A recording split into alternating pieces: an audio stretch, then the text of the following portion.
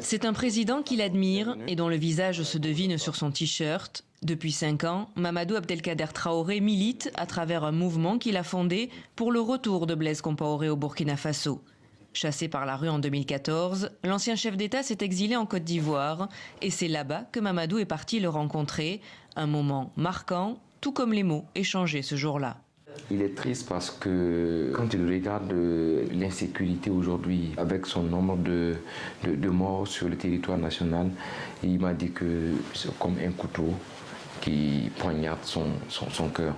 Pour Mamadou, Blaise Compaoré a réussi pendant 27 ans à maintenir le Burkina Faso dans la stabilité, une expérience qu'il peut mettre à contribution. On ne le souhaite même pas que Blaise Compaoré soit le président du Faso aujourd'hui, mais même s'ils sont là, ensemble, ils peuvent donner des stratégies, des idées à ceux-là même qui sont aux affaires aujourd'hui pour bouter le terrorisme hors de nos frontières. Mamadou n'est pas le seul à réclamer le retour de l'ancien président et c'est ici, quartier Gounguin, au QG comme il l'appelle, qu'il retrouve régulièrement d'autres militants. Je passe ici causer avec les jeunes activistes qui sont là, avec les anciens aussi, qui ont subi aussi pas mal de torts, voilà, dans cette dynamique de recherche de la paix et de la réconciliation nationale. Parmi eux, Pascal Zaïda, 41 ans, partisan inconditionnel du régime Compaoré.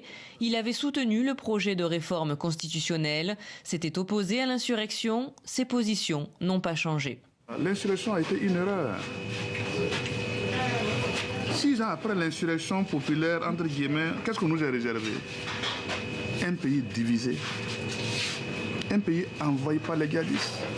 Longtemps tabou, la réconciliation nationale est désormais un sujet récurrent de la campagne électorale. Officiellement, rien n'interdit le retour de Blaise Compaoré à Ouagadougou. La justice l'attend d'ailleurs de pied ferme pour répondre dans plusieurs affaires, ce qui inquiète ses partisans. Vous ne pouvez pas parler de la réconciliation sans la présence effective du président Compaoré. Et pour le faire, il faut des préalables.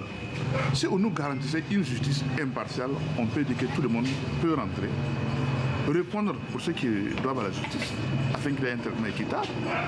Et ceux qui ne doivent pas, on se parle et puis c'est terminé. Mais tel que nous vivons, ces procès politiques, ces temps-ci, je peux vous dire que ce n'est pas avec ces gens-là qui peuvent nous garantir une justice impartiale. 6 ans après sa fuite, l'ombre de Blaise Compaoré n'a jamais autant plané sur une élection burkinabé.